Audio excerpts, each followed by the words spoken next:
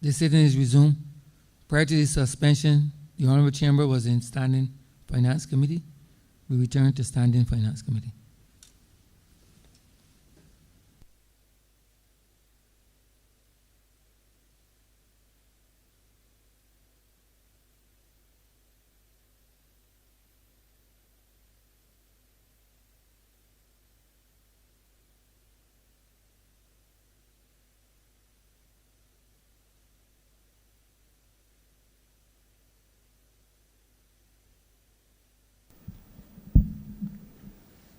At the suspension, the Honourable House was in Standing Finance Committee. To this, we now revert.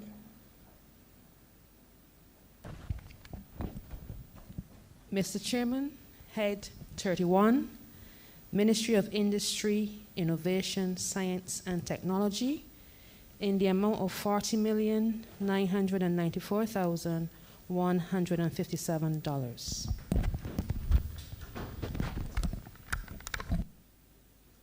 Honourable Member for St. Michael North. Thank you, Mr. Chairman of Committees. I would like to ask your permission, sir, to vacate this chair and to join my team in another chair for further consideration of Head 31. Permission so granted.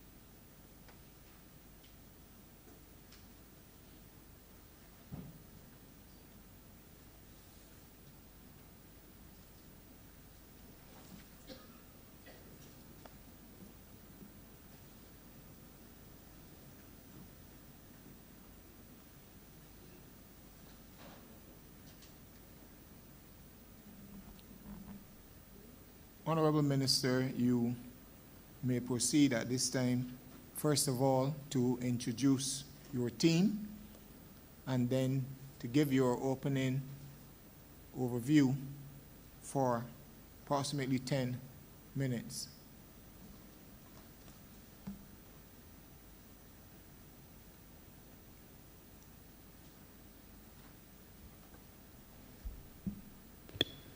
Thank you, Mr. Chairman. And I would like to draw to everyone's attention the newness of this ministry, the newness not only from the perspective of myself as minister, but also key and critical to this entire leadership team, my PS, Mr. Wayne Marshall. He's relatively new, not as new as I am, but relatively new, all the same. And with that, my introductory statement is really going to lay the foundation for the ministry, for the benefit not only of my team, but also for the rest of the House and the wider Barbadian public. So I would beg your indulgence, Mr. Chairman, for some time and latitude relative to this introductory statement. I will not trespass too greatly on your patience. Honourable Minister, you should not trespass at all. Yes, Chair. I will try, I'll endeavor, I'll give it my level best not to trespass. Yeah, but before you get into your statement, Honourable Minister, I want you to proceed with the introduction of the full team, those persons who are with you, so that we are aware of who are here to be in a position to answer the questions, and for most importantly for the records of this House as well. Thank you. Okay, no problem at all. Thank you so much, Mr. Chairman. With me today, Mr. Chair, is our Permanent Secretary Acting, Mr. Wayne Marshall. We have Mr. Owen Harewood, Director of Digital Solutions. We have Mr. Charles Bossett, Director, Digital Infrastructure. We have Mr. Charles Cyrus, Director, Science, Market Research and Technology. Mr. Rodney Payne, Project Manager, Program Execution Unit. Edward Juman, Director, Efficiency Unit. Ms. Yvette Brathwaite, Accountant. Hazley Strawn, Digital Policy Coordinator. Ms. Elsa Webster, Project Manager for the National ID. And we have Mr. Mark Hill, CEO, BIDC, and our Senior Economist in the Industry Unit, Ms. Patricia Bain.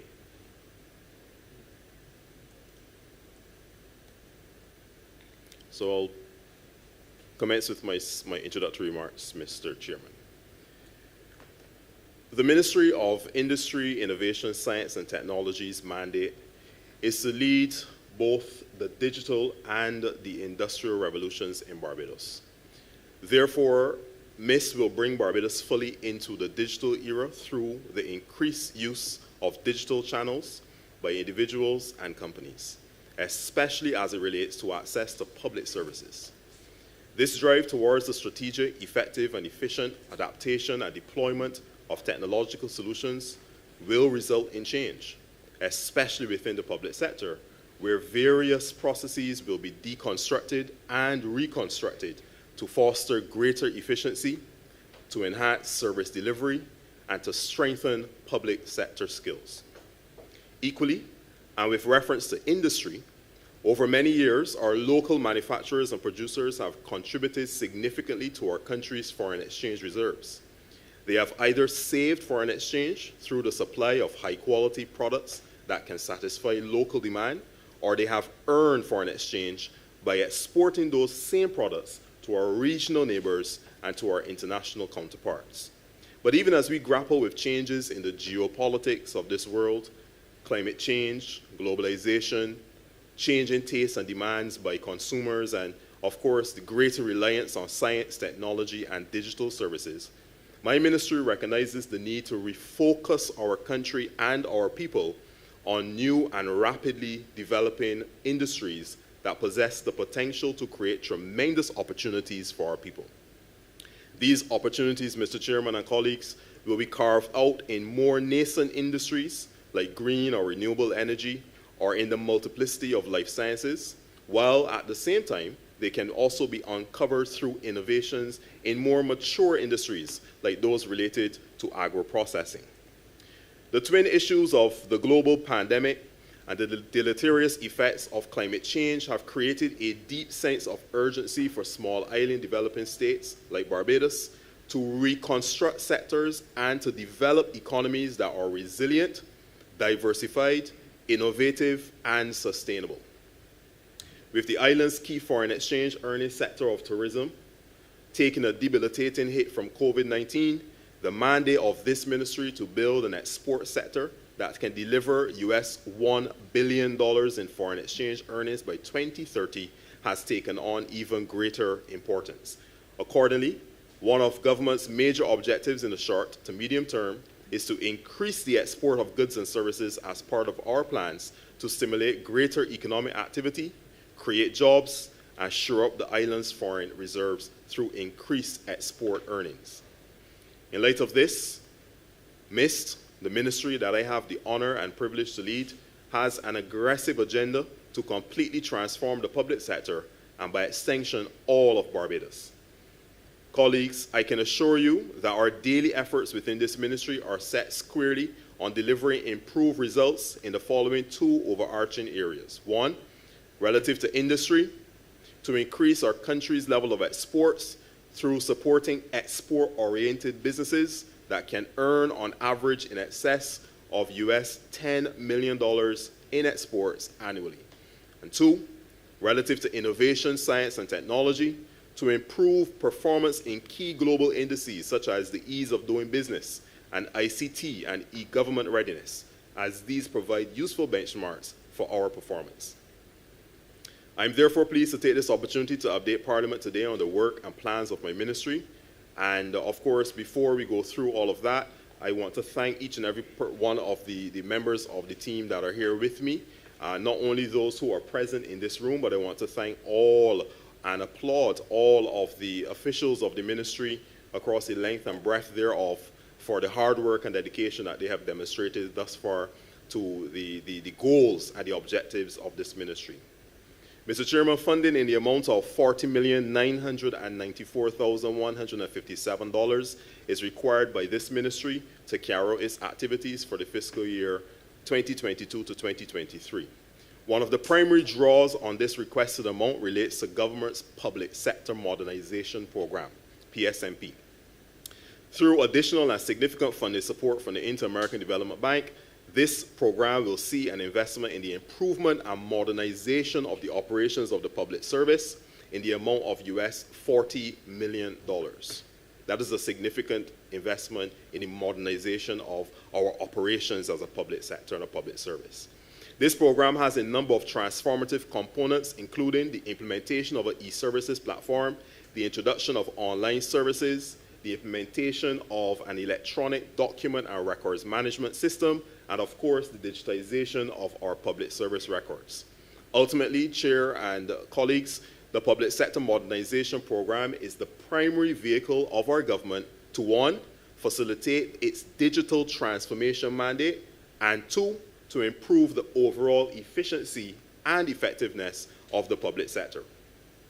Taking a moment, sir, to reflect on the performance of this ministry to date, colleagues would be pleased to know that we have already made tremendous progress relative to the digitization of government's records. This progress is encapsulated in 2 main accomplishments. 1, firstly, the Digitization Center, which was established at Vaucluse in St. Thomas.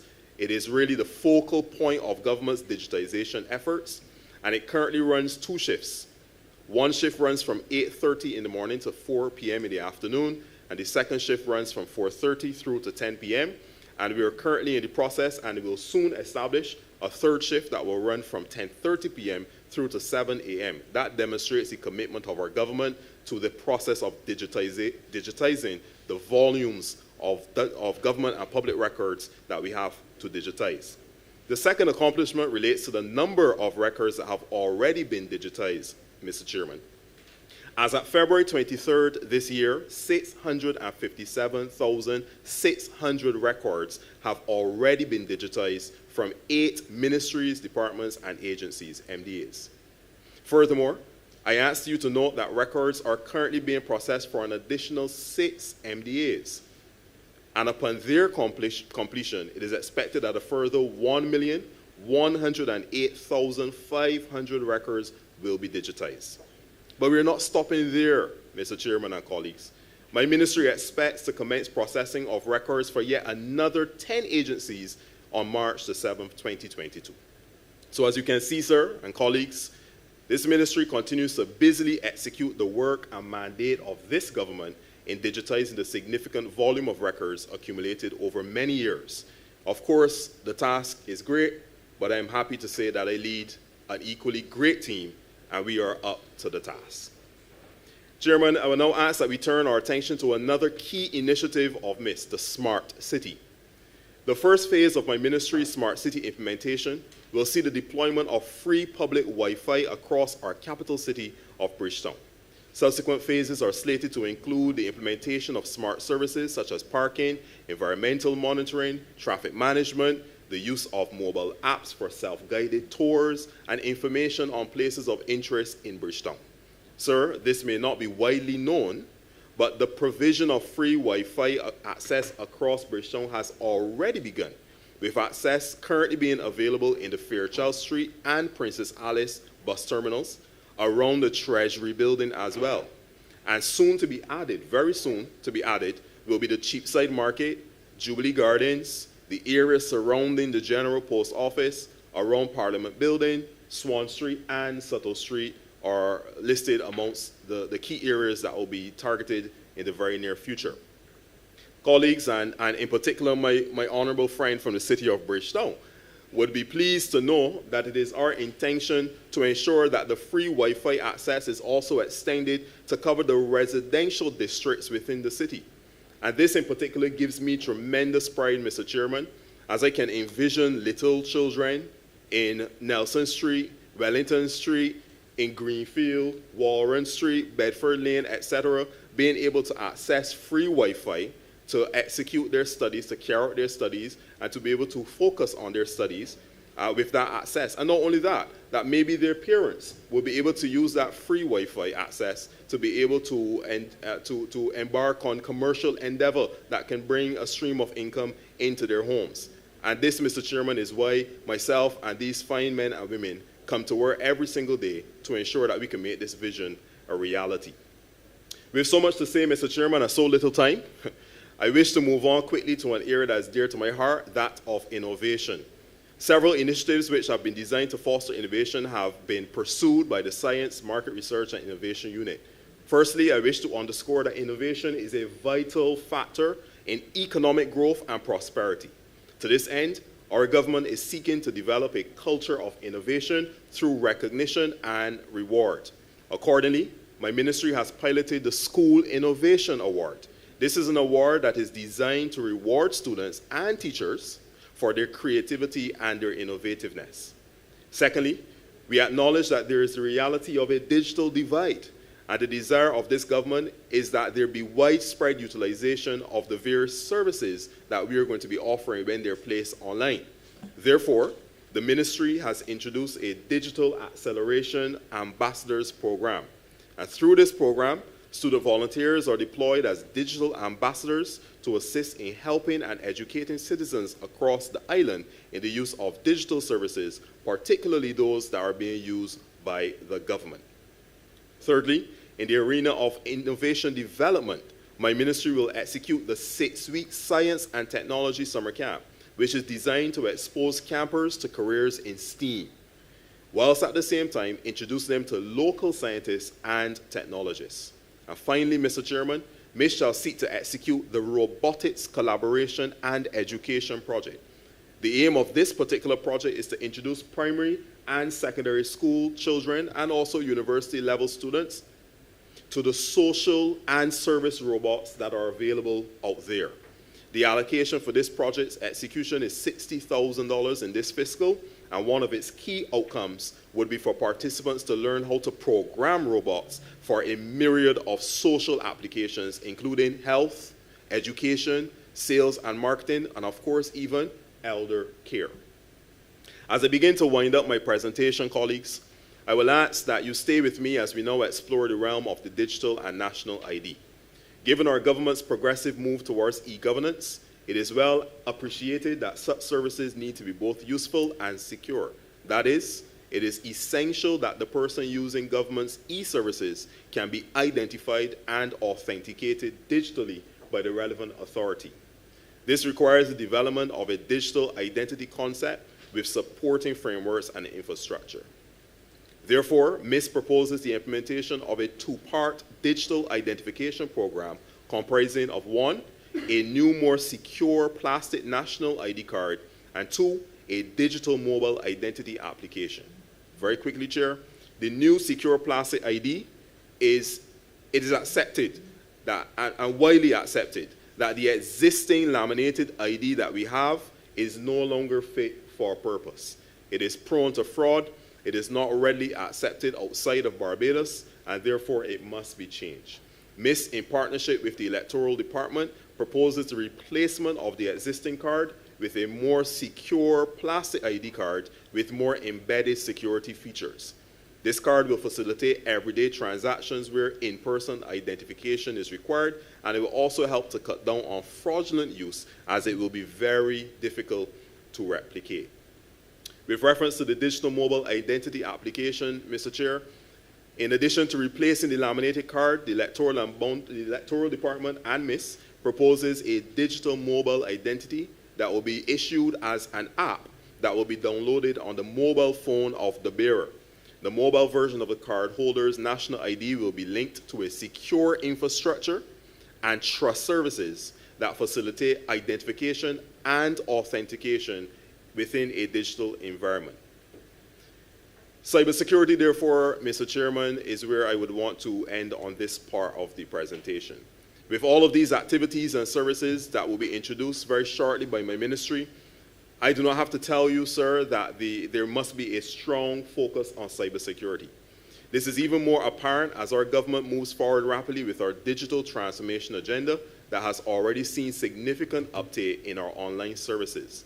National cybersecurity policies that provide the right legislative framework are foundational to our efforts to ensure not only a resilient, but a robust IT infrastructure and e-services. As you can see, Mr. Chairman, we have an ambitious, challenging, yet highly exciting agenda relative to innovation, science, and technology. And I have not even begun to scratch the surface of the suite of programs therein, but I digress. I will close now with reference to industry, Mr. Chair, with your indulgence. With reference to our industry component, time will not permit me in this introductory statement to expand on all of the exciting initiatives and projects that we currently have moving. But I am hoping that they will be fleshed out during the course of an ensuing discussion. But before I wrap up, I would like to highlight some of the strategic priorities of my ministry relative to the development of industry. For context, sir, we have seen certified exports activity amongst exporting businesses fall from 238 participating exporters to only 80 active exporters nationally, from 238 to 80. Accordingly, members of the last BLP administration felt that an export-oriented industrial policy was necessary, and I can indicate to the Honourable House that such was started by and led by former Prime Minister, the late Professor Owen Arthur, and this policy is now well advanced in its development.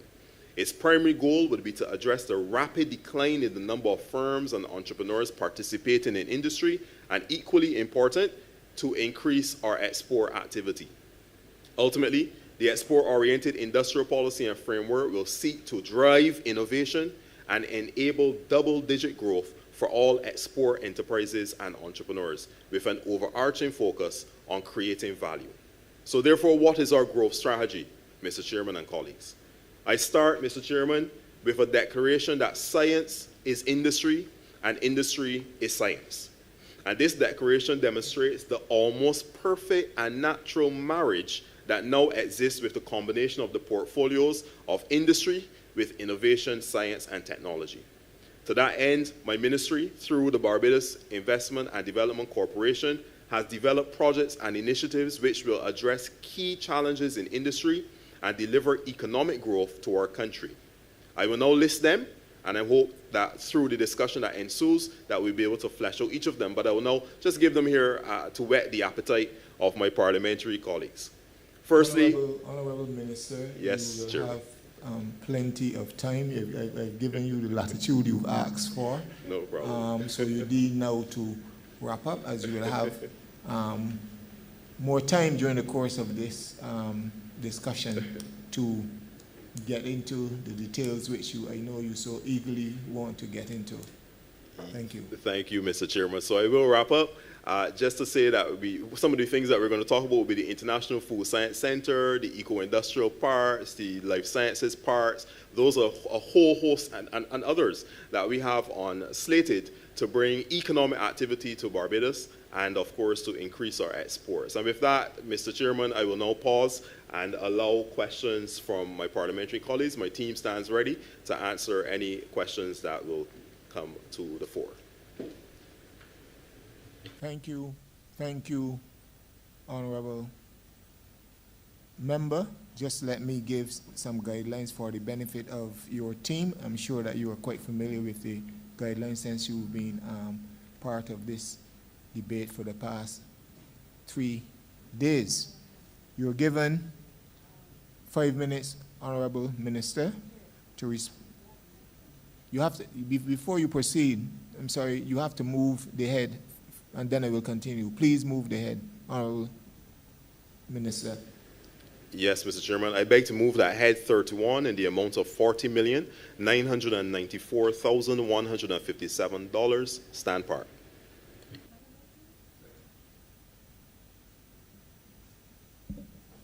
As I was saying, Honourable Member, you will have 5 minutes to respond to any questions from your colleagues at any given point in time.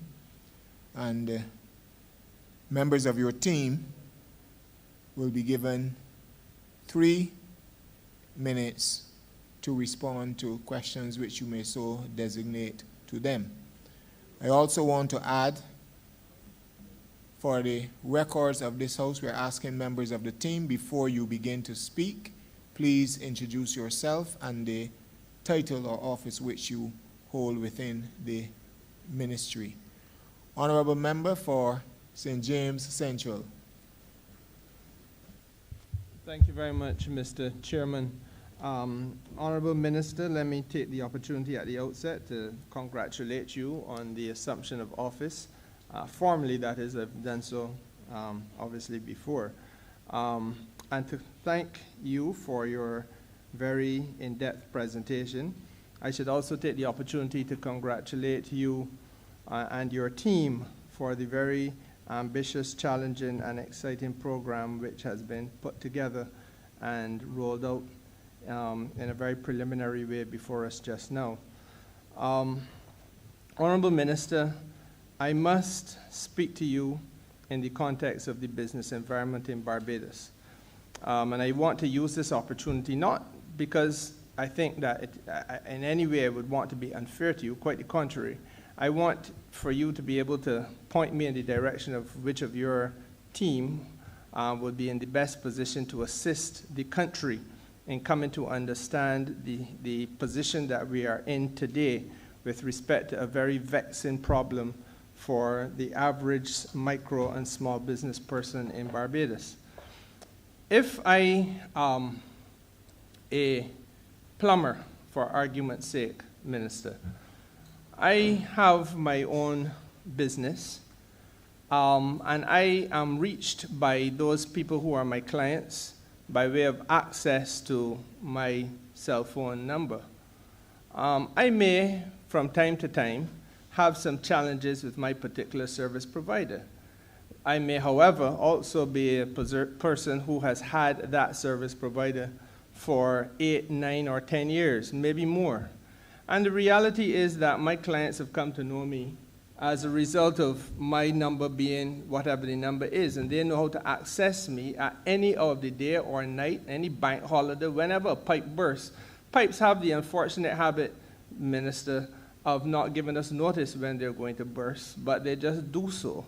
And I find that the plumbing community has then to respond to challenges at a last minute.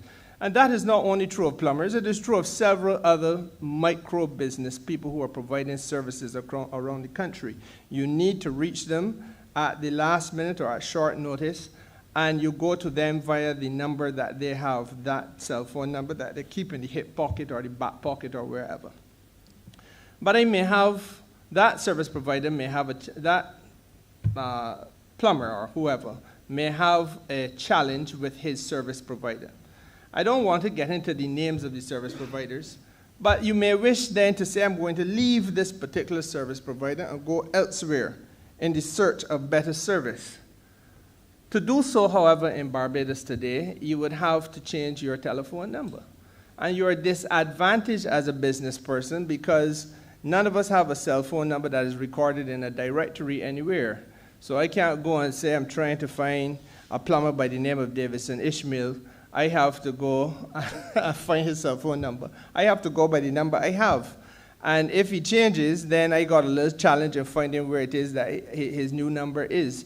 This has been the bane of the existence of virtually every small and micro business player in Barbados who's not operating necessarily from an office, but is an itinerant person moving from point to point in the island. Their contact is their cell phone number. And their trade is compromised by the inability to move from one cell phone service provider to another in a seamless way and take that number with them. It is a concept which is referred to by the more technically minded people as number portability. Now, that issue, Minister, preceded this administration coming into office. I know because I have heard in the cabinet that there have been discussions with the cell phone service providers. It preceded, sir, us as far back as when we would have been in the last government, when the Labour Party would have been in government for the last time. This discussion began back then. And I feel, sir, that we need now to be able to engage the country, and I want to give you the opportunity, or your team the opportunity, to engage the country with precision as to where we are with this matter and what we may confidently expect to be the end point at which this issue will finally be put to rest in Barbados. Thank you very much, Minister, for the question. It is a vexing issue. I agree 100%. And it does affect the way that we do business in Barbados, and not only Barbados, because the issue is broader and bigger than just Barbados. I actually had the privilege in my very first 2 weeks on the job to sit in on a co-TED session which focused on ICT, and number portability was one of the main issues that was discussed during that session. Not only that, but in my very first courtesy call with the Caribbean Telecommunications Union, that too was one of the issues that was highlighted then. And significant progress has been made regionally. And I can tell you that this has been something that our Prime Minister, the Honourable Member for St. Michael North East, has also piloted quite a bit in regional circles, especially when she was the head of CARICOM. Before I will allow our Director of Infrastructure and Cybersecurity, Mr. Clifford Bostic, I will allow him to come in to speak more in a fulsome manner with reference to timelines, etc., because I know that he has already advised me that quite a bit of work has been done locally. In terms of draft cabinet papers already done and we're looking to have legislation coming very soon, but I will let him speak at this point in time to give a more fulsome response to your question. Mr. Bostic? Yes, good afternoon, everyone. My name is Clifford Bostic, Acting Director for Digital Infrastructure in MIST. Yes, a very good question, Honourable Minister. Yes, it is a vexing question. We have been at this since 2017 to be exact, and when there was we saw the consolidation of the market when it comes to telecommunications, where several companies were absorbed by Liberty Global, and one of the conditions was that they be ready for number portability in 2017. We started the project then, and we had 2 delays. Each of the service providers had some issues that had to be resolved, so we had to stop. But we have started the project back in October 2021, and we have completed a number of things that we are going to be using to make local number portability for Barbadians realizable. We are delivering to the market fixed or landline number portability as well as mobile portability. We are going to implement legislation that is catering towards the harmonization of legislation across CARICOM. This is one of the things that is now high on the table, high on the priority list for implementation by CARICOM through our Caribbean Telecommunications Union. That is that we have a regulatory framework that is regional, that allows us to provide services in a seamless manner right across this region in the same manner as which our major providers that you know of, Digicel and Liberty Global, having a single network which will allow for a single ICT space. So yes, number portability is coming. It is going to be with us by middle of 2022. A commitment has been given by both service providers to those dates, while they are working along with MIS, as well as a consultancy firm that has been doing number portability across Europe as well as across the Caribbean region. We are learning from the errors and mistakes of all those countries who have implemented number portability, and when we come to the market in mid-2022, you will see both mobile as well as fixed services number portability for our customers. Has been a long wait, and trust me, our customers will be very well happy with this, because they will be able to keep their fixed number as well as their mobile number. They will be able to move from one provider to another. And by the way, we have a third operator, service provider in Barbados that has been licensed, and that's KW Telecommunications Limited. And they are also preparing for number portability, as well as preparing to launch their services in Barbados. I thank you. So if I'm understanding correctly, then it would be that across the 3 service providers, we will, by June, which is the middle of 2022, be able to have number portability both for mobile and land-based phones. Correct, that's correct. Sorry, I didn't hear it, yes? Yes, that is correct. Okay, fine, thank you. I only have one other question, Mr. Chairman, if I may do so now. And that, again, is very business-oriented. And, Minister, I throw this out there. You and I have had the benefit of an engagement at which I raised the matter previously. We were in the company, the very distinguished company of the minister responsible for the senior minister with oversight of infrastructure at the time.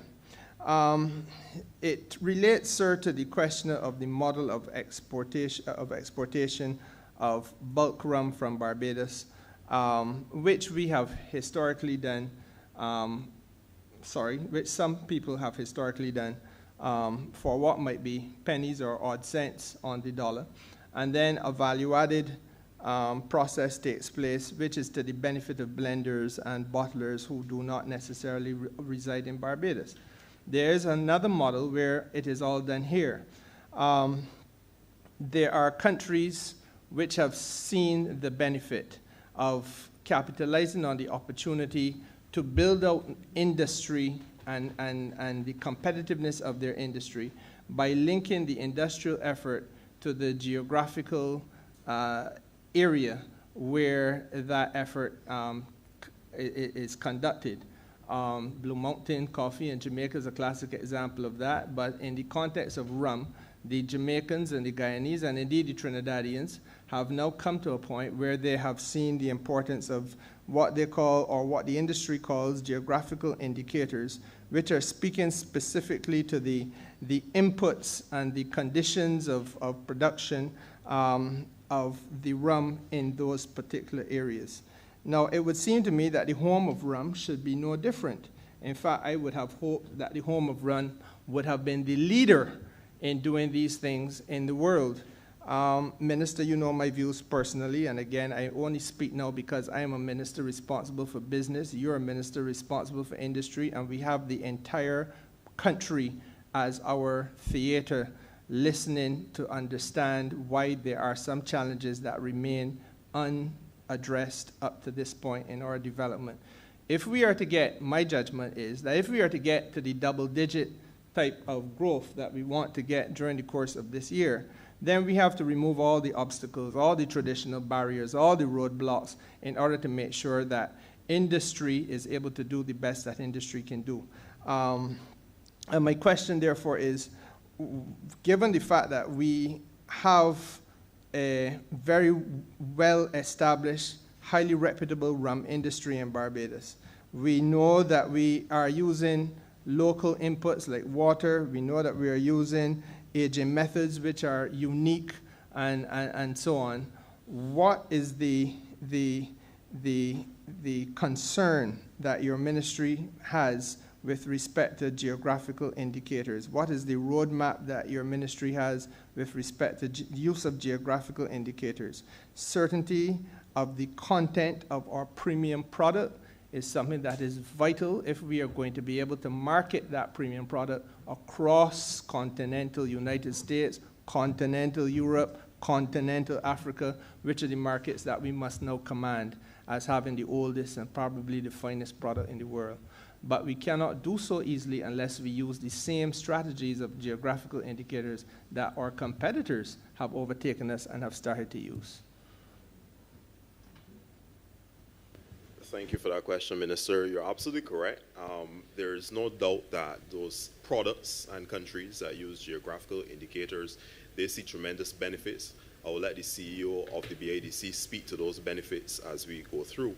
But broadly speaking, there has been effort made, and I would say tremendous effort made by former minister responsible for industry, Mr. Ronald Toppin. I think that's when the geographical indicator discussion would have actually commenced.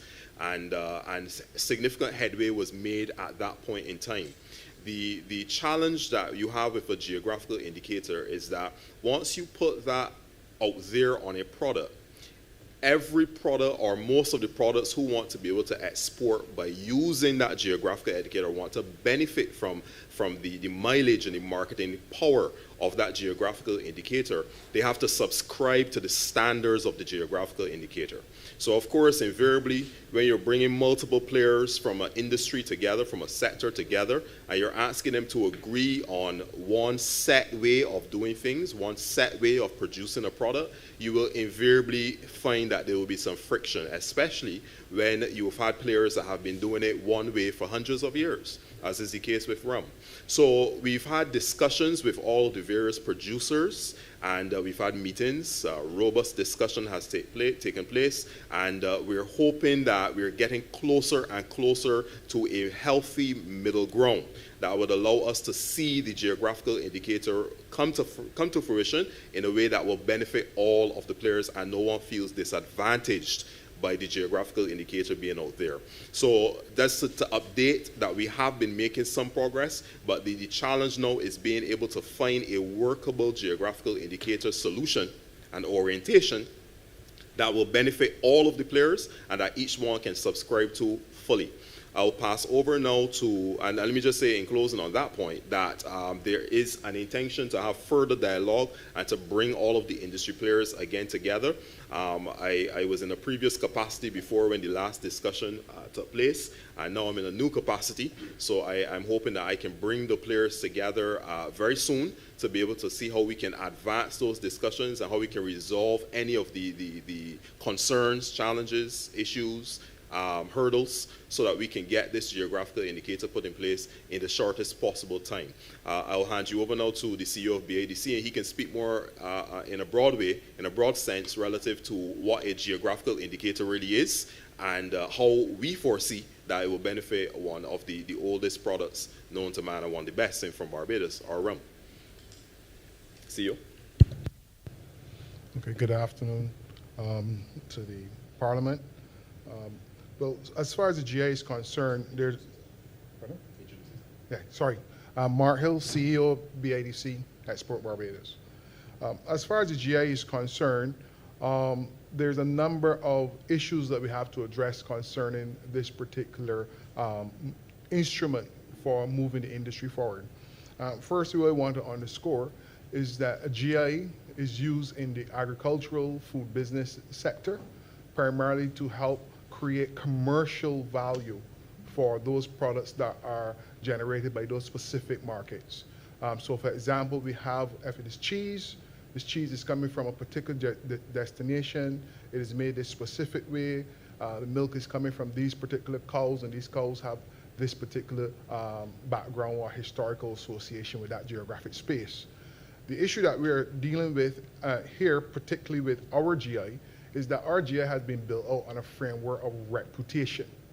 And therefore, finding the geographic specificity to root the GI in Barbados is kind of complex, because what we have based on that reputation argument is a lot of marketing arguments emerging that is impacting on the type of GI and how the GI should be shaped and how it should be formed. So to that end, when we look at our goals as an economy, particularly how do we grow our rum beyond its $80 million threshold, because that's how much we've been making in rum, and we want to move that at least to 100 million to 150 million US over the short term. How does the GI help us to achieve that? So that's one of the things that we have to look at in a significant way. So when we look at the numbers, the bulk rum aspect, or the top manufacturers in our tier system you have two top exporters, one that is doing around 15 million per annum in exports, another that is doing around 10 million, and then at the bottom end we have manufacturers that are doing just around $300,000. So when we have such a broad spectrum of players in this industry, what it's saying to us is that we have to approach our GI in a more innovative way, and pretty much using the European model, whereby they have a layer type application for GIs, for products of origin, and also for products of tradition.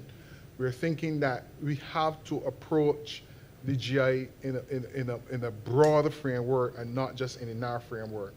In addition to that, we also believe that our geographic indicator needs to have some more scientific support behind it to root it in our geographical context.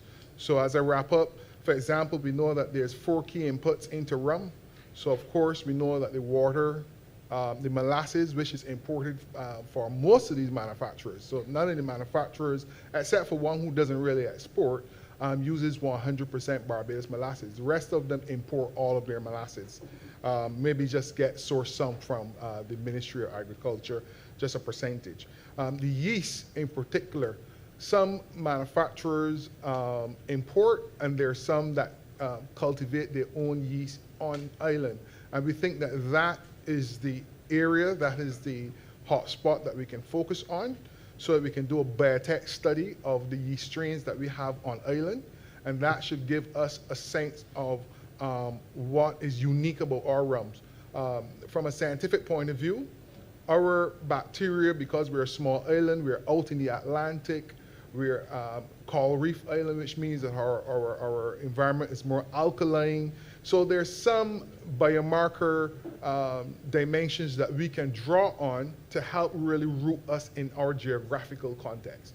So what we're saying is that we need a broader approach to the GI, one that facilitates growth and expansion and allow for a broader industrial model and not just a traditional heritage model. Thank you very much. And I want to thank you, Mr. Hill, for the exposition. And I ask another question then. How practical is it, even at this preliminary, well, I don't want to say preliminary, but even at this stage of the considerations, would it be to look at an approach which sees us harness those brands which are our premium brands, recognizing that there are a variety of rums which are on the Barbados market, but what we really want to do is to make sure that the standard and quality of the very best is what we are pushing across the waters internationally? Yeah, it's a good question, Minister. It's something that I have thought of myself, and something that requires some research, and I believe that the team will undertake that research in short order. Relative to how do we do it, if we can have a geographical indicator that is specific to premium brands, and then other brands that are not considered premium. Honourable Minister, would you kindly raise your volume, come a bit closer to the mic? Thank you. Apologies. Yeah. Is this better? Yes, it is. Thank you. What I was saying is that, you know, I've given thought to the idea of having a bit of a differentiation in the geographical indicators relative to premium brands versus non-premium brands, to see if that can allow us to move ahead with getting the geographical indicator, especially as it relates to those premium brands which have the capacity to earn us a lot more in terms of our exports and our foreign exchange. So it is something that is going to take the attention of the ministry, and something that we're going to look into to see if there's a way that we can classify and do the geographical indicator based on that classification.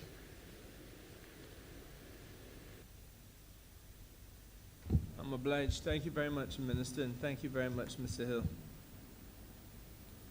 Thank you, Honourable Member for St. Michael West. Thank you, Mr. Chair. No, I also want to echo the sentiments of the Honourable Member from St. James Central and congratulate the Honourable Minister on his appointment. I'm sure that with his eagerness and his youthful exuberance, he will be very successful. Now I recognize that one of the stated goals of your ministry is to create and safeguard a world-class liberalized telecommunications and ICT networks. And as the honorable member from St. James Central said, as he described the telecommunications industry in Barbados is probably best described as an oligopoly, given that there are only 2 or 3 carriers. Now, the minister brought up number portability. For instance, how we can use the smart city, all of the access points, the free Wi-Fi, etc., to be able to not only provide services to our locals, but also to provide access to tourists and to ensure that our tourism product is built out using that digital infrastructure. One of the key persons here who has been leading the smart city discussion would be our Director for Digital Solutions, Mr. Owen Herwood, and I would ask him at this point in time to come in and to give a more comprehensive response to that question. I'm Owen Herwood, Director of Digital Solutions. As it relates to the Smart City program, we would have started installation of Wi-Fi access points in November, and we are approximately 25% complete. As it relates to the density, we are at present looking at the green areas and the areas where persons congregate. However, as part of this project, we are looking to do areas that have housing population, like the Nelson Street area, the Reed Street, etc., Subtle Street areas, because when the project started, we were mostly looking at getting persons back into Bridgetown and giving them free Wi-Fi so that there can be connectivity as they move around town. We would have spoken to not just tourism, we would also have been engaging, we have been engaged in discussions with 2 vendors to look at how we can monetize this project. And we're looking at how we can do things like advertise on the Wi-Fi, etc. So those are 2 areas that we're looking at to try to monetize this project. Thank you, sir. My last question relates to the massive undertaking that the Honourable Minister described in the project called PSMP. This is obviously hugely important as the mandate of government is to facilitate economic growth, and obviously one of the key inputs to growth in the economy is productivity, efficiency, and ease of business. But as your ministry seeks to undertake on this operation, whereby obviously citizens' data will be migrated into the space, how is your ministry going to deal with the obvious question of security of citizens' data?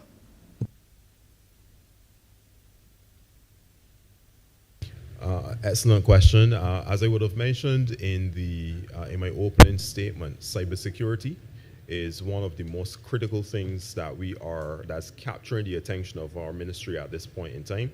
And not only cybersecurity, but data protection. We have even implemented a data protection commissioner who is Lisa Graves, and she is right now a team of 1, but we're looking to build out an entire team around data protection, because we understand that once our citizens start to interact with government services going forward, we're going to have a lot more data coming into the system, and we must be able to protect that data so that citizens are encouraged to continue to utilize the services. We also understand in an environment such as this, where because of COVID and because of increased use of digital technologies and in the internet in general, there's the proliferation of fraud and different activities that take place out there in the IT space. So we are very mindful of the need not only to provide a secure environment through data security, but also to be able to ensure that our data is as secure as it is, and that persons can feel secure in putting their data in our hands. I believe that should suffice at this point in time. But just to say and just to underscore that data protection is one of the critical things that's taking the attention of the ministry at this point in time. Thank you, Minister. Chair, I bless you. Thank you.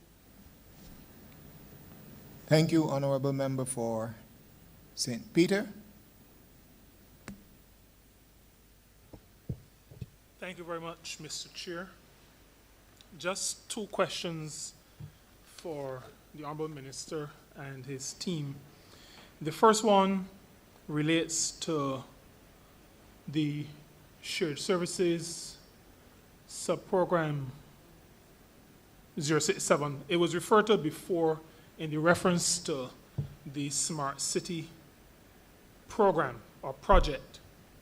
The question I have, because I recognize that there is funding, obviously in the coming year's estimates, and a pretty sizable increase in subsequent year in terms of the forward estimates, 23-24 and 24-25. Now, this government from 2018, in our manifesto of 2018, spoke to a focus on towns and building out towns. So there was a theme coming through in relation to towns. Now, we also have the work and report of the Thorne Commission, that groundbreaking piece of research, and I think it will fashion what Barbados looks like in the future. The chair of that commission knows exactly how I feel about that work. But that report also has or makes special recommendations in relation to towns generally. The question I have, while we're starting with Bridgetown, and I agree we ought to be commencing any program like this with our capital city, the question is, what is the plan of the ministry in relation to the other towns that will need similar attention in relation to making those towns smart, making Wi-Fi available to both the commercial and the residential stakeholders who occupy, who live in, who work in, who earn in those spaces? That's my first question. Speaking about towns. Speightstown included, but I was really thinking about Oistins and Speightstown. some of the other towns. You gotta be specific. You gotta be specific, Honourable Member. No. Seriously, I'm speaking about general. towns generally because the Labour Party's manifesto and the Thorne Commission report really has a flavor of addressing our urban spaces. So I'm speaking about towns generally, but I represent St. Peter and Speightstown, so I mean, that goes without saying. Thank you so much. Yes, Honourable Member, you're absolutely correct. There currently is a focus on Bridgetown as a capital city, and you can call it a pilot if you were. It is really going to be this gold standard as to how we can then roll this same initiative out across all of the other towns. The whole idea, the objective, and the purpose of this ministry is to make all of Barbados smart. So it's not just, we call it the Smart City Initiative because we're highlighting the need for our capital city where there's not only the hub of commercial activity, but there's also a dense population, dense demographics in that area. And not only that, it is one of our, I guess, key tourist attractions because tourists will go there naturally to shop and to partake of our various activities and the cultural components. But so that we're going to center our energy there first. And with that, then we can then replicate across the other towns across the length and breadth of Barbados, not least of which is Speightstown. But I will hand over at this point in time to once again, Mr. Owen Herod, and he will give some more flesh to that matter.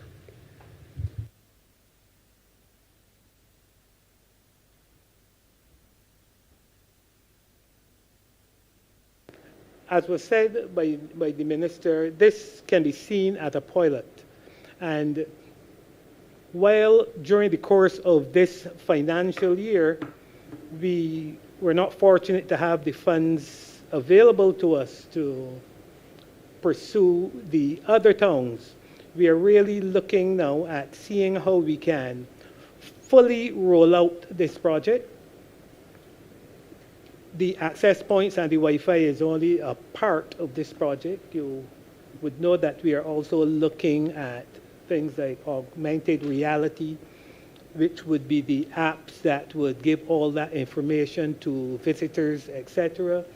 We are also expecting to work with the Ministry of Public Service, the Ministry of Public Works, as it relates to parking, smart parking. So these are the two initiatives that we are looking at during the course of the coming financial year. And as we complete those, we will then be in a position to look at the lessons learned, etc. And if given the resources, we'll roll out to all the towns that you need us to roll out. Thank you very much, Minister. I think I discerned from the response that what was said may not have been written down as part of the plan, but in response to my question, that is the route that you are going. That is just the impression that I got, and I hope, therefore, if I'm correct, that you would make what has been said by yourself and your officer officially a part of the plan, that the focus will be on rolling out in the towns as well. I will point out that in many of the town centers, particularly those identified not just in the manifesto but also in the Thorn Commission report, because the Thorn Commission report identifies additional town centers, there are also relatively densely populated areas that would definitely benefit because there are residences, and there's also business economic activity, including the tourism activity that Minister referred to. My second question has to do with the export thrust.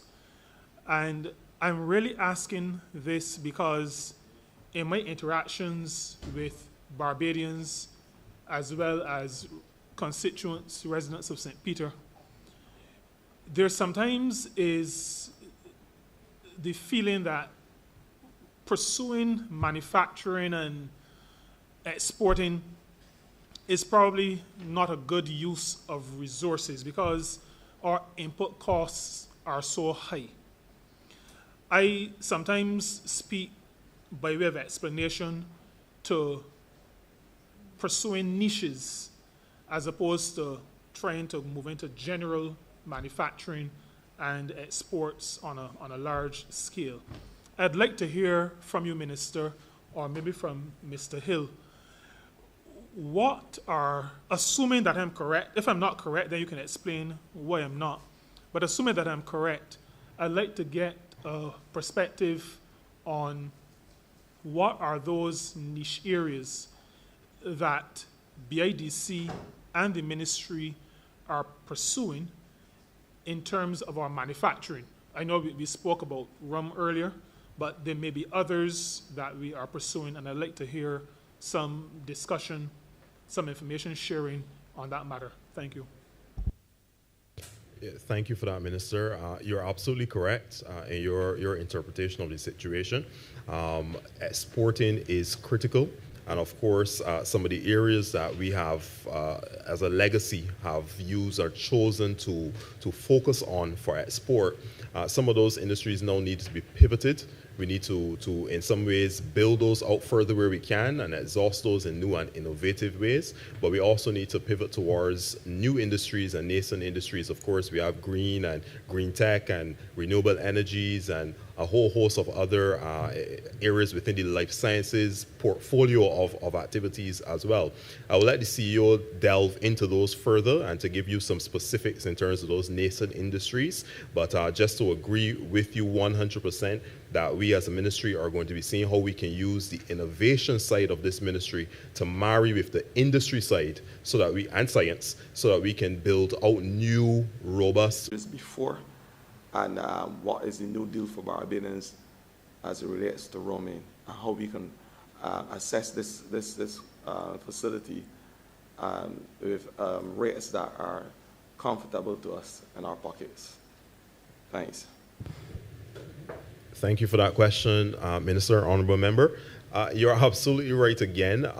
Roaming has been something that has bedeviled most of us, especially those who travel throughout the Caribbean for the purpose of business, not only for travel for the purposes of pleasure, but those in particular who travel for business.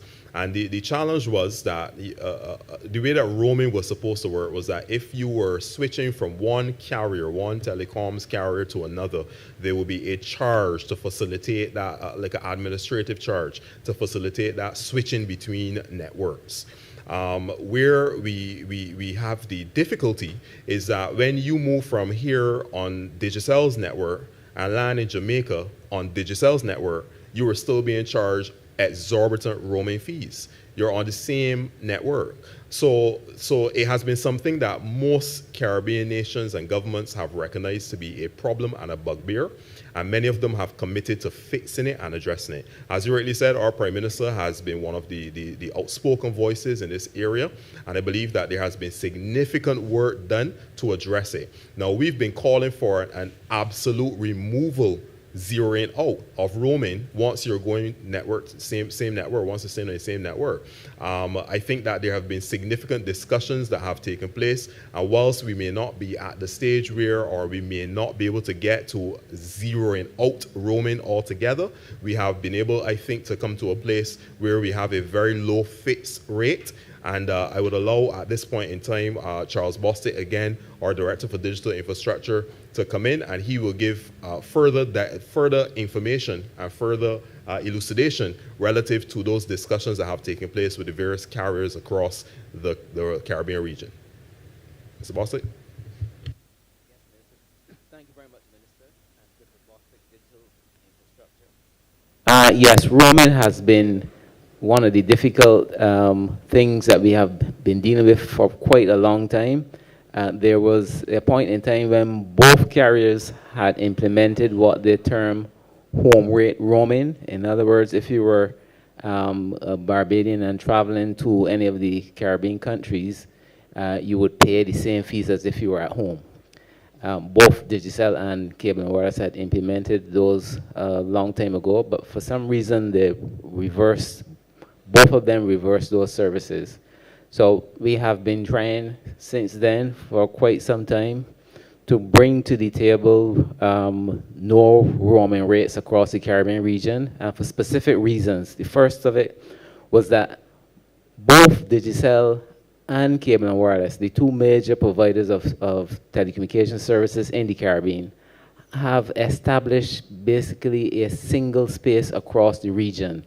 In other words, the equipment and services that they have set up across the region is as if it was one place without any borders, without any seas or large rivers in between.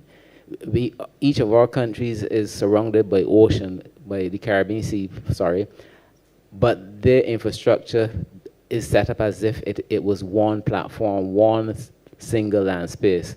So there was no real reason for them to charge us these roaming rates. That's one. Secondly, we were asking for home-based rates when you travel across the region, especially for mobile services, where a person will be connecting to their mobile device and using data of which you know the rates are pretty high. Data rates can cripple you. If you're using data for roaming, if you're using data for connecting to a virtual meeting, a conference, for training, for business, all that kind of stuff, it will cost you quite a bit.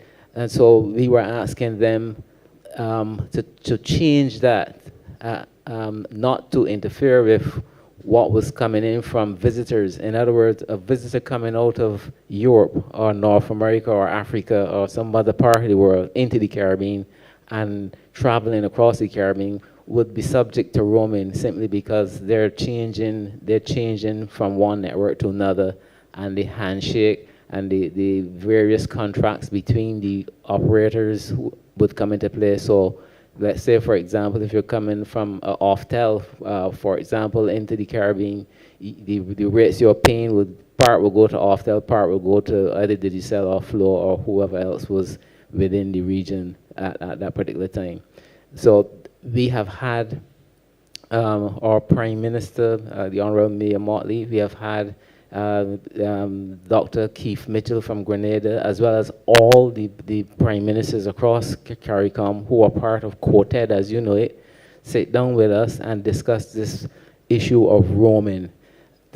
And the aim is to eliminate roaming. What you have seen recently is an agreement which says the operators are assuring us that they will get to the stage where they will offer citizens in the Caribbean region a suitable rate that is, one, predictable, two, that is not expensive, three, that they will continue to work with us on reaching the stage where roaming will no longer exist. And as I said earlier on in my response, there was a time when both of them were offering home rate roaming. In other words, you're paying as though you're still at home. There's no reason for them to ask for roaming fees anymore. And as you also know, the governments across CARICOM are looking to have a single ICT space for business, one that allows us to delve into an economy that is fit for purpose, one that we need now more so than ever, so that we can be competitive. The European Union is a very good example of this. They have a single economy. They operate as though they're in a single space. You don't pay for roaming anymore in the European Union, and we will reach that stage. What the details that you're asking for, what is the rates like, we do not know that yet. But we have a commitment, and they've signed this agreement and agreed to it at the highest level in Grenada last week. So we look forward to that, and we will continue to press for that. So that's just one of several things that we will be looking at. The other area we're looking at as well is the data rates we're paying for, because the data rate implicitly impacts on what you're going to be paying for as you roam. When you move from Barbados to Grenada, St. Lucia, Dominica, St. Vincent, Jamaica, you are going to be connecting using data. You're going to be connecting using a commodity that is costly. We want to see those rates come down as well, so that it incentivizes persons, individuals, and businesses to travel across the region to do business. Thank you. Thank you. Minister, your ministry is entitled Industry, Innovation, Science, and Technology. And for me, there's one particular area that has piqued my interest, and that is the science. We were faced over the last couple of years with two, what we call the twin existential threats of climate change and COVID-19. It has shown the importance of scientists and scientific bodies around the world. My question to you, does your ministry have a plan in place to form a scientific body? So for instance, that we can have in rapid time a response to these things, and then look at the other things, like the other emerging realities, the phytopharmaceuticals, the biosecurity that will become an important part of our protection of our borders, etc. How we will speak to, for instance, the new realities that the electrons from the plants will become the new renewable energy, and the whole trust in terms of ensuring that there is a reduction of our greenhouse gases and the effects thereof. What is the plan in place to have scientific body to respond to these things in Barbados, so that we will be able to fight off these existential threats and the new realities that you just mentioned? Thanks. That's an excellent question, Minister. I will allow, you touched on two different areas there, science proper and then also the biodiversity, etc. So I'm going to actually ask two directors to jump in there, the CEO of BIDC, Mr. Hill, on the life sciences part, and then obviously part and not park, but he will also talk about the life sciences park. And then I'll also ask Director Charles Cyrus to speak more in a fulsome manner relative to science in general. And I can say to you that we are taking science seriously in this ministry. We have created not only one but two programs in particular that relate to science. One would have been the science camps, the science and technology summer camp, and also which focuses on STEAM, STEAM, and science, technology, energy, I think, arts and mathematics, I think, is still the main M there. And also we're focusing on the robotics collaboration and education project. And those two programs themselves focus on building out a scientific ethos amongst our young people. And I think that that is what is going to make the difference now here and going forward. And then I'll allow Mr. Hill to speak on the life sciences part of your question. So Mr. Cyrus first. Charles Cyrus, Director, Science, Market Research and Innovation. I just wanted to speak in relation to science. Our focus for the coming year will be on, as we continue, because this is not a new focus, will be on science and technology popularization. As you hear popularization, you might wonder what does that really mean. Popularization really is about getting the general public to be excited about science. Is about closing the gap in knowledge between the scientists and members of the general public. In relation to, so there are a number of activities under that theme, I would say, of popularization of science and technology. One of the programs that we'll be rolling out continue. It did not take place in the previous year because of the pandemic, but I want to highlight the Science and Technology Festival, which is a collaboration between University of the West Indies and MIST. And what it does is to put science on the microscope, basically. It's like, I mean, some individuals might even refer to it as a fair, but we just put this twist on it and call it a science festival. And the festival brings together all areas of science under one roof, where we're showcasing science, and we're trying to explain the link between science and technology and development. So you see the importance of science. And the participants in the festival ranges from the school system, as the minister mentioned earlier. The work of MIST would often interface with various ministries. One of the ministries that we see a natural relationship with is the Ministry of Education and the educational system. So here we bring together young people at the primary level, the secondary level, and also the tertiary level, because obviously it's a collaboration between MIST and the university. So throughout that, we give the young people opportunity to see science in action.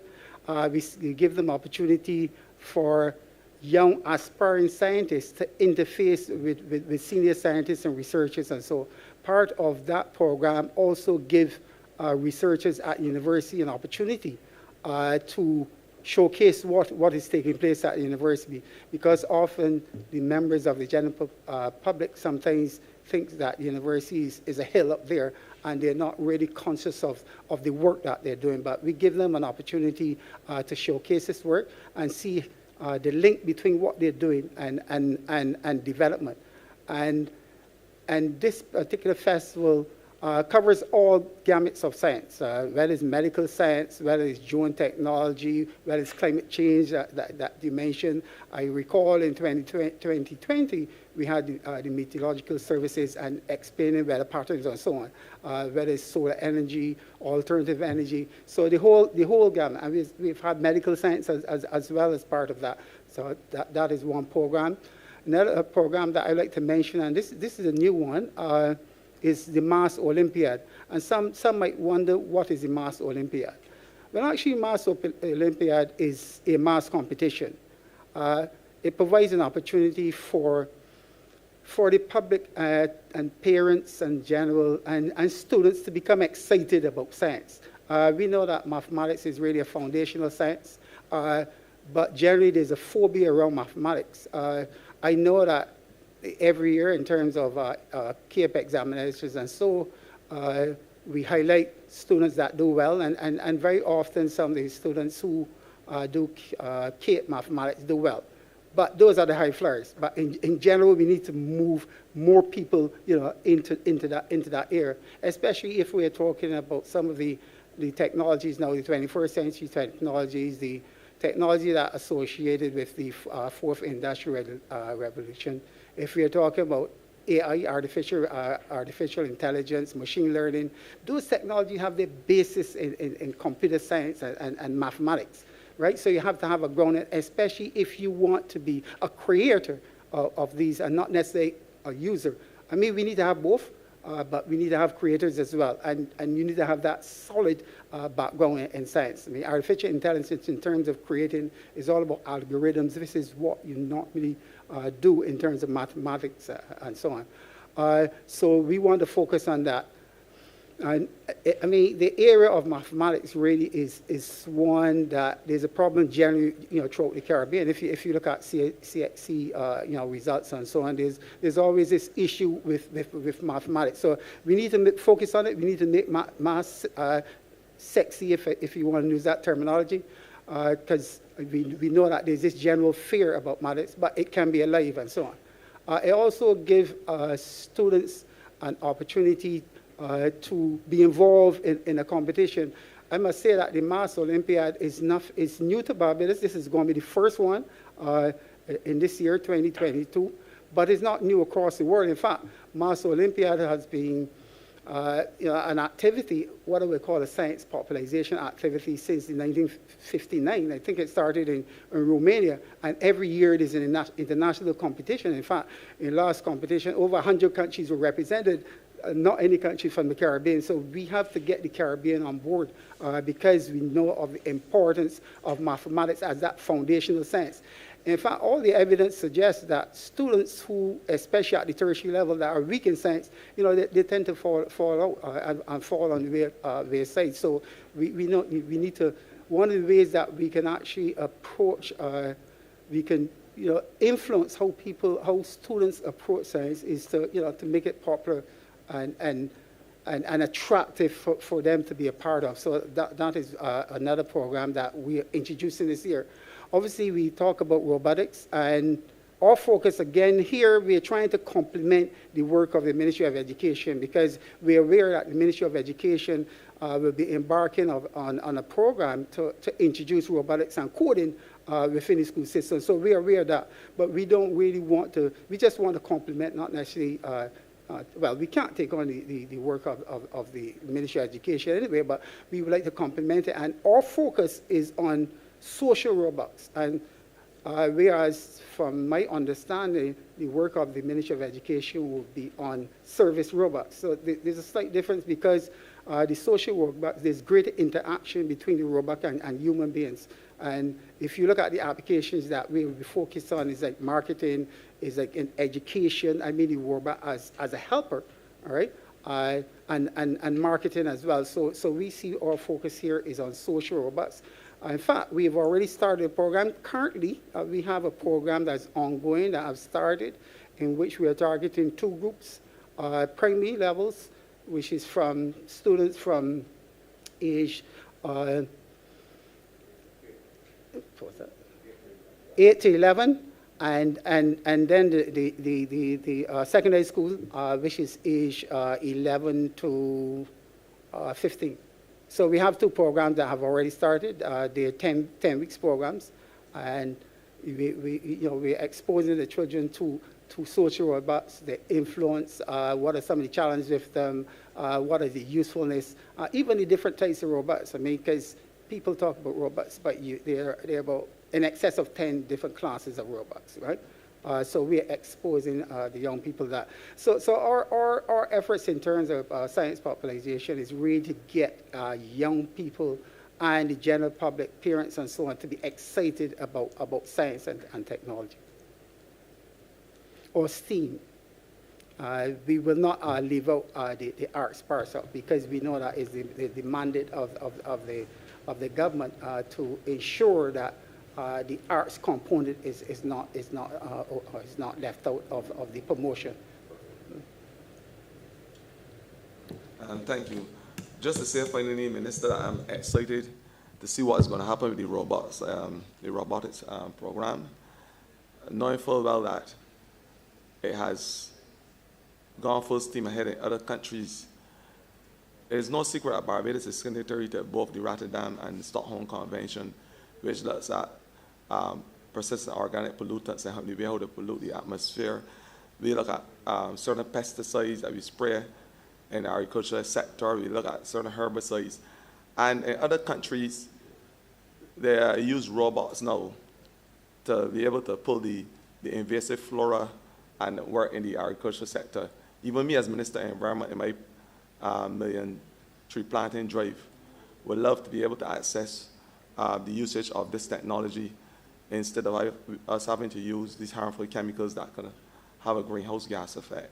And I look forward to the day where robotics become an integral part of the new realities going forward, as well as having the ability. We just had a period of COVID where they had shut down for a period of the time. And if we had drone technology and robotics being used, I think that this is the way we could have eased the pain associated with those shutdowns and to be able to access food and what's not for persons. I think it is a very, very good way to be going in terms of how we should be exploring all the full potentials of technology. And I look forward to the day when Barbadians can have this knowledge and this expertise and this technical assistance so we can enter these new dimensions. Thank you, Minister. Chair, if I may, Mr. Chairman, Mr. Mark Hill, the CEO of BADC, also wanted to weigh in on the second part of Minister Ford's statement. So just, if you can give him 2 minutes, we would appreciate that. Thank you very much, Minister. Yeah, so in light of the Barbados becoming that hub for science, is a very key strategy in our repositioning our exports, particularly our scientific exports, how we boost that. So what we do have coming online as we seek to build out the business of science is that we have a study coming up, a comprehensive diversification study coming up that allows us to have a comprehensive analysis of how many scientists we have on the island, what is the scientific capacity that we need in order to get to our numbers, what is the build out, the rollout, and what is the economic roadmap from that scientific point of view. So that life science study is soon going to be launched, and it's going to cover a number of areas, medical technologies, pharmaceuticals market. The clinical trials is also going to explore marine biotechnology. Also in terms of industrial robotics, because as we speak about robotics, we're primarily talking about it from an educational, social point of view, but robotics is a very central part of the manufacturing process today. So we're looking at how do we integrate and make sure that we're producing our products to the necessary standards as far as our pharmaceuticals is concerned, using robotics to help us to produce the necessary drugs and products that we want to use. So to answer the question in terms of a science council, absolutely, because one of the key parts of our strategy for growing our life science market is that we must put in place a global life science council. And this is at least having some of the leading life scientists on this council, along with some of our Barbadian counterparts, so that the standards is at a global level, and also that the recommendations that are coming through as far as policy is concerned is on par as what's happening in the international community. So, Minister, we really want to underscore that what you articulated, we're on track to execute in the short term. Thank you.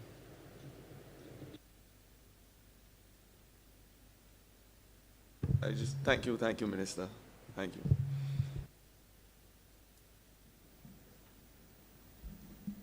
Thank you. Honourable member.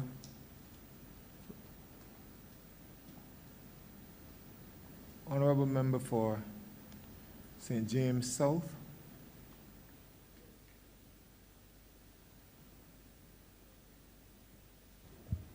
Thank you very much, Chair. I just want to congratulate the Minister on his appointment.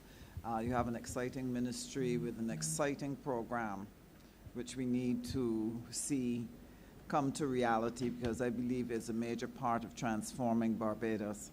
I too am excited because I've been given an assignment as Minister of State in the Ministry of Energy and Business Development, and so there's a lot of synergy between the two ministries. One of the things that's key for me is that there is a need in Barbados to create a more inclusive business environment where we're able to bring more people into the ring of business.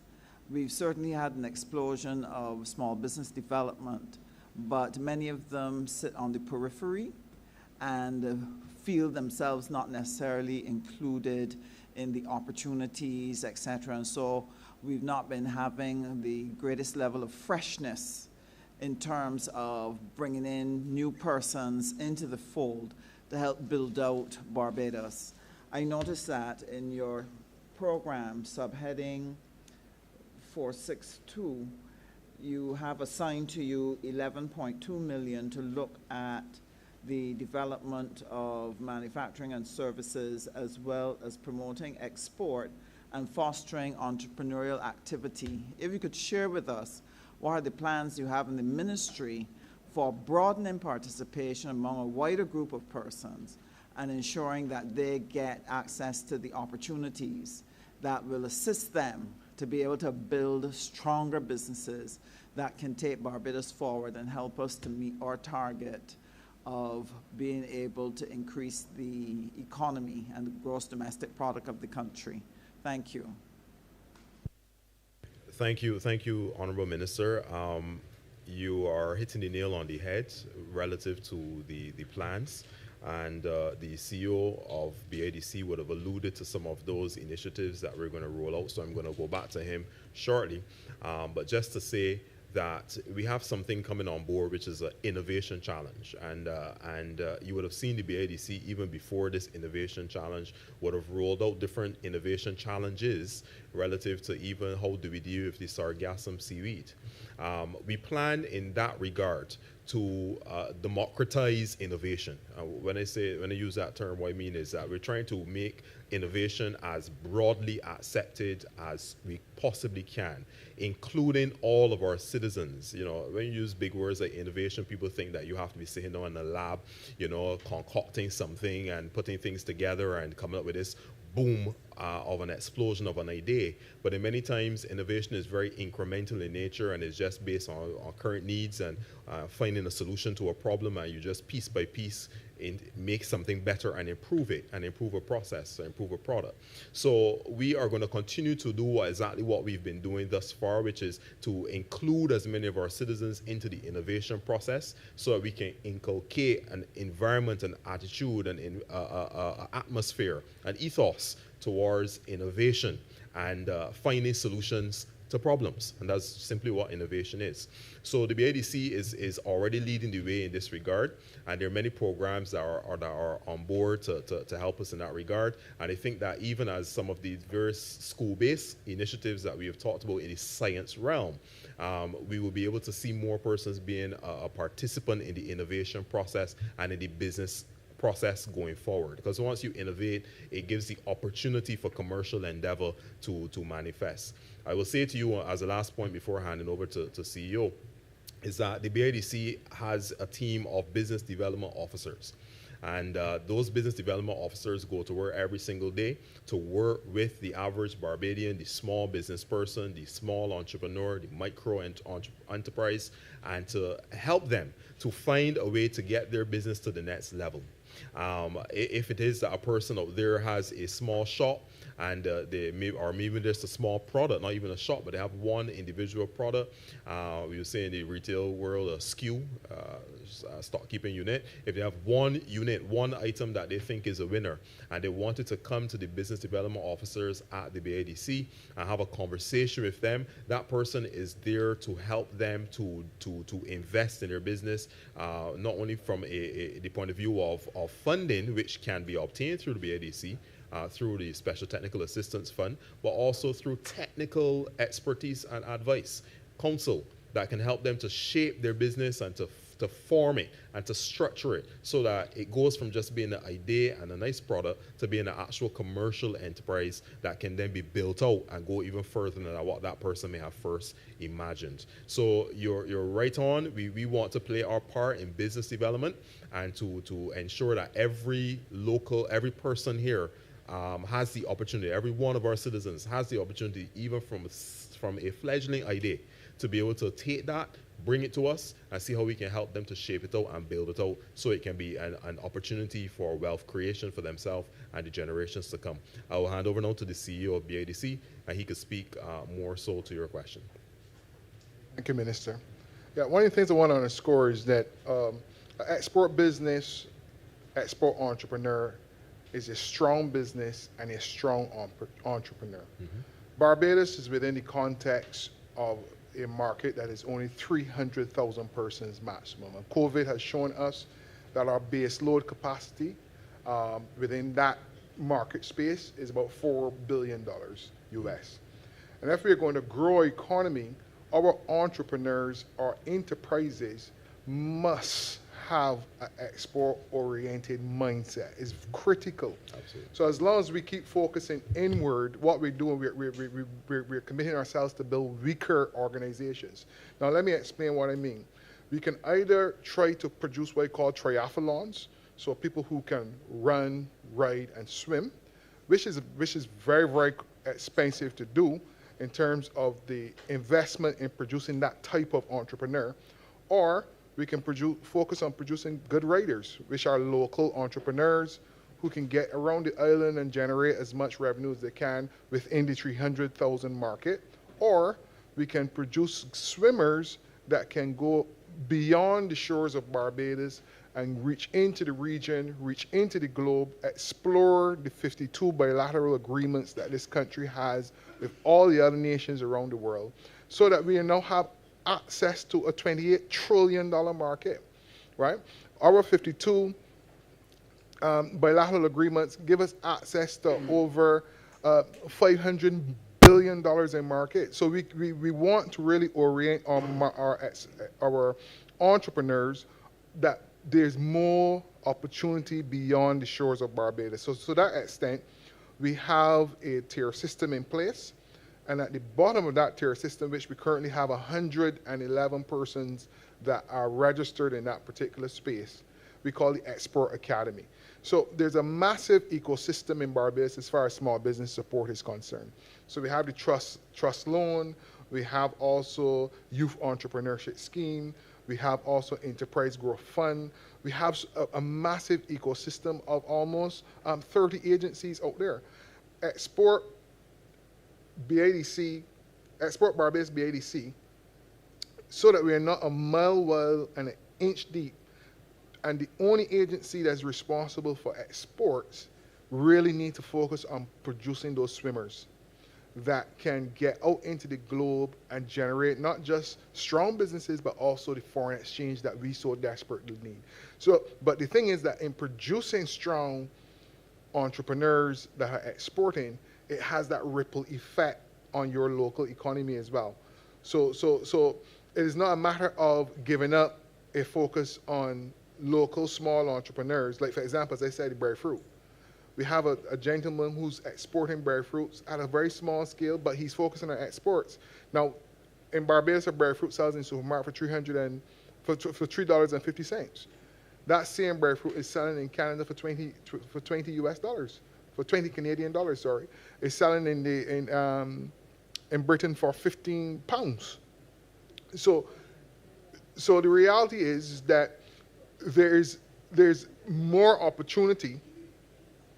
There's more opportunity in that export space, and we therefore want to cultivate a culture of export, foster a mindset of exports among our entrepreneurs and our enterprises. Now, lastly, Minister, our private sector has a habit of focusing only on imports. So when we talk about entrepreneurship, much of that discussion is about cultivating importers.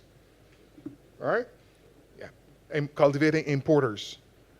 And those importers tap our reserves and something consume $3 billion last year, 2021, in imports.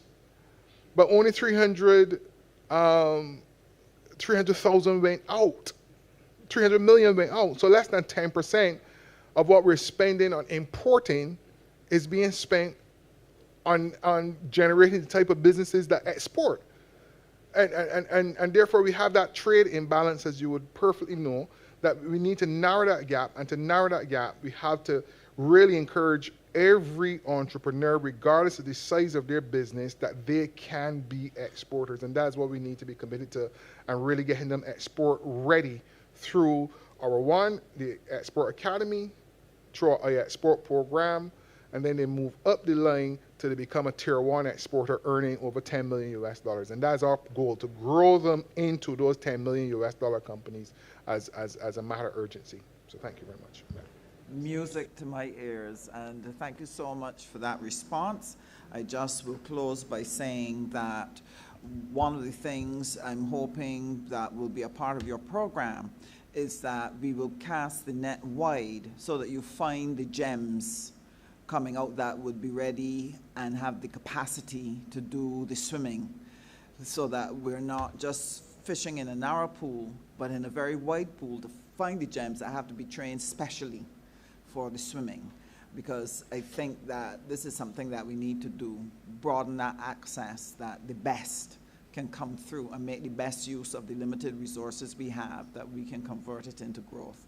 And I thank you very much. Looking forward to working with you and your team, Minister, on these matters. Honourable Member for St. Michael Southeast. Thank you, Mr. Chairman. I beg to move that you do not report progress to His Honour the Speaker, and beg leave to sit again. The question is that I do now report progress to His Honour the Speaker, and ask for leave to sit again. All honourable members in favour, please say aye. Honourable members against, please say nay. Methinks the ayes have it.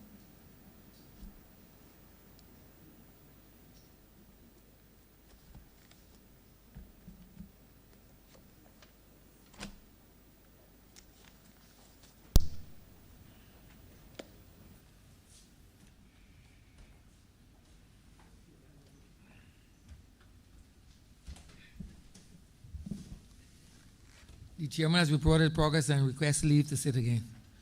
Honourable Member for St. Michael's Office. Thank you, Mr. Speaker. I beg to move the suspension of the House until Wednesday, the 2nd of March at 10 a.m. The question is that this honourable chamber be suspended until Wednesday, the 2nd day of March at 10 a.m. in the forenoon. All those honourable members in favour, please say aye. Those against, please say no. Meeting the ayes have it. This honourable chamber stands suspended until Wednesday, the 2nd day of March at 10 a.m. in the forenoon.